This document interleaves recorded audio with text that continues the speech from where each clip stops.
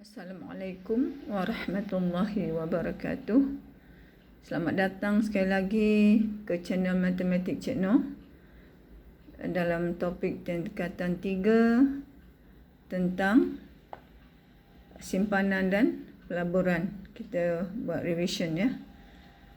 Okey, cuba kita tengok sini. Contohnya, Encik Rizal menyimpan sejumlah RM300 di dalam bank. Apakah jenis simpanannya? Iaitu simpanan yang ada buku tu ya.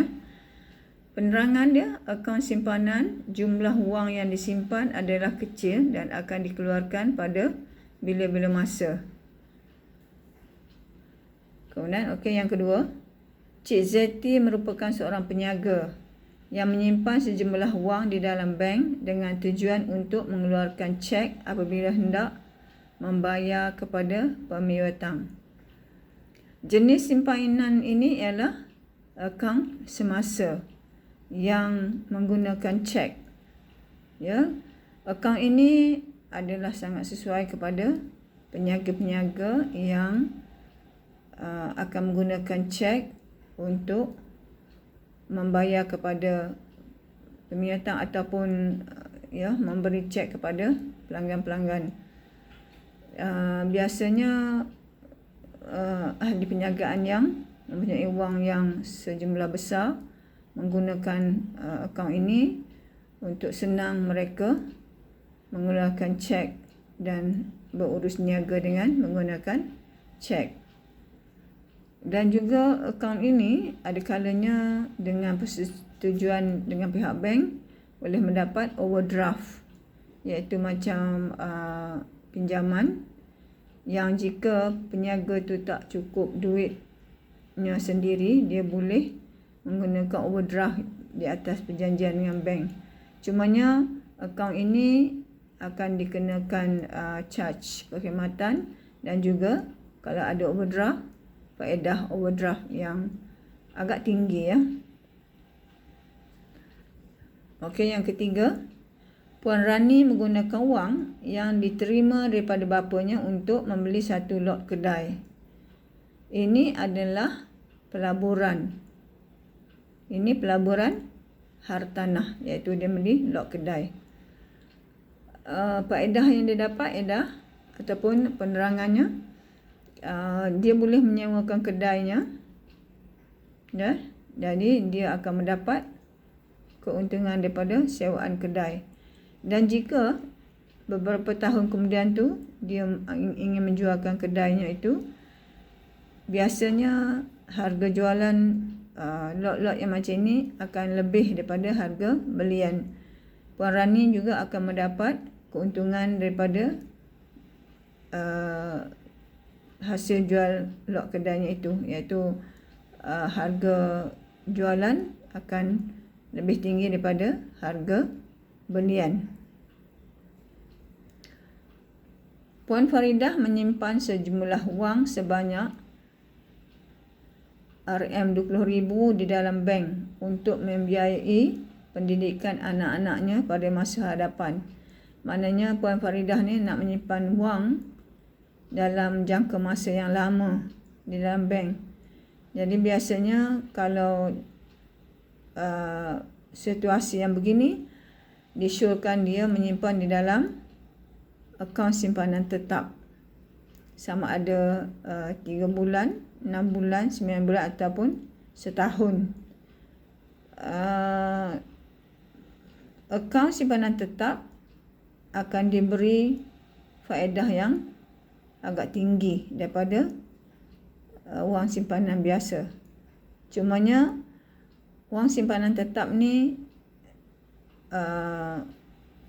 kena ikut perjanjian, iaitu kita boleh mengeluarkan wang tu apabila sampai tarikh matang perjanjian wang simpanan tetap tu ya.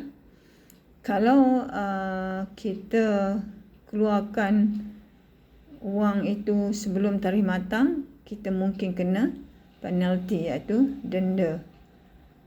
Jadi bagi sesiapa yang yakin yang dia tidak akan mengeluarkan wang tu dalam jangka masa panjang, dia bolehlah menyimpan dalam akaun simpanan tetap. Yang kelima, Encik Lee membeli 1000 unit amanah saham. Ini maknanya dia menyimpan dalam pelaburan amanah saham, di mana pelaburan Encik Lee akan diuruskan oleh pengurus yang profesional untuk membeli saham-saham di syarikat-syarikat yang sedia ada yang berpotensi untuk memberi pulangan faedah yang tinggi. Jadi saham Encik Lee ni akan diuruskan oleh syarikat profesional itu untuk membeli saham di syarikat-syarikat yang besar yang boleh memberikan pulangan yang tinggi.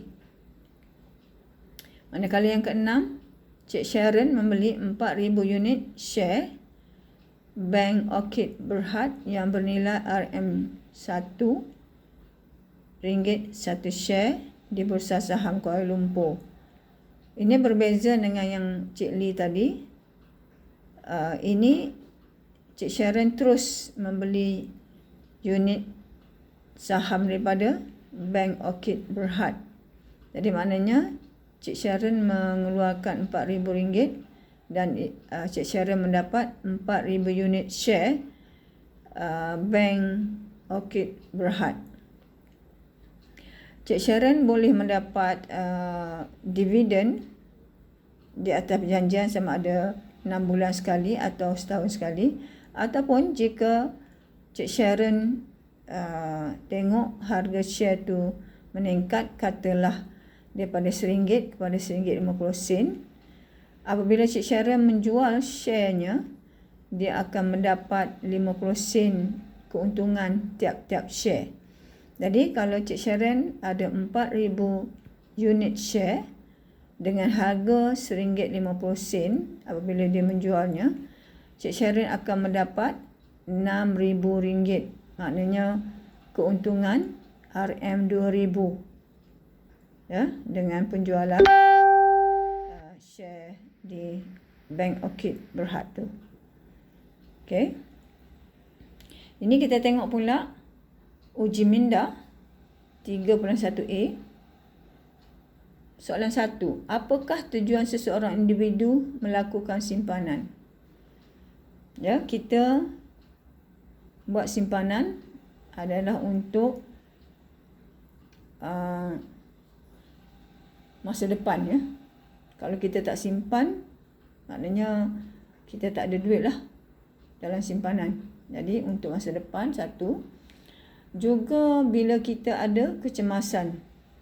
Kalau kita ada simpanan, kita sesak duit, maknanya memerlukan wang dengan cepat, kita boleh pergi mengeluarkan wang simpanan.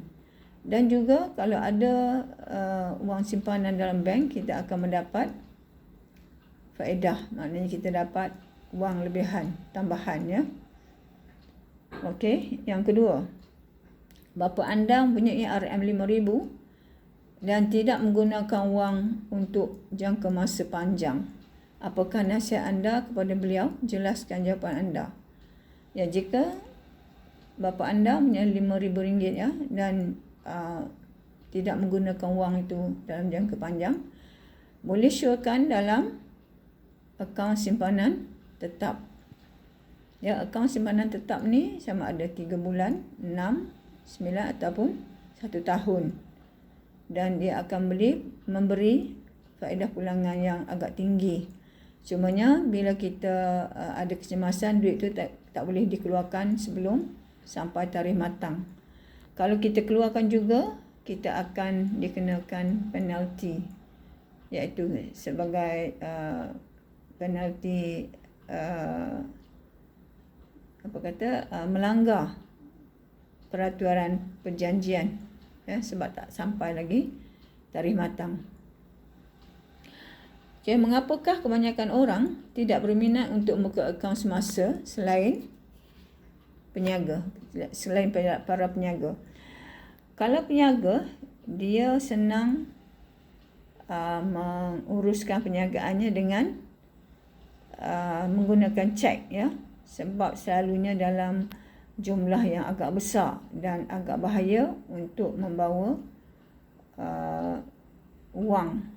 Jadi digunakan cek untuk membayar sesuatu menggunakan cek untuk menguruskan sesuatu urusan, sama ada perniagaan ataupun kepada pemiutangnya, ya. Tetapi orang biasa, kita guna duit jumlah yang kecil dan tidak begitu sesuai untuk menggunakan cek, ya. Itu satu.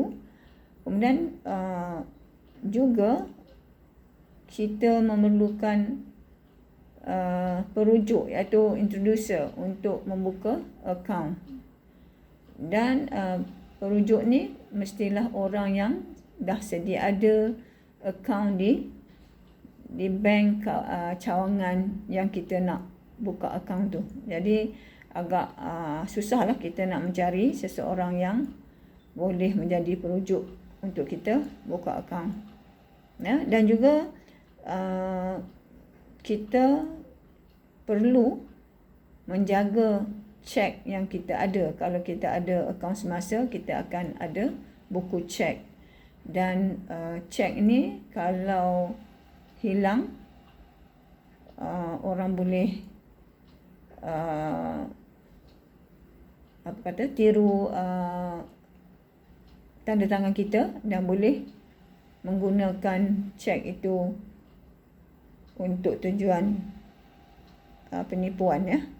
Jadi agak tidak sesuai untuk orang ramai untuk menggunakan cek kalau tidak ada urusan perniagaan. Cikgu harap para pelajar sedikit faham tentang simpanan dan pelaburan. Cukup untuk kali ini. Kita akan sambung di video yang akan datang. Assalamualaikum warahmatullahi wabarakatuh.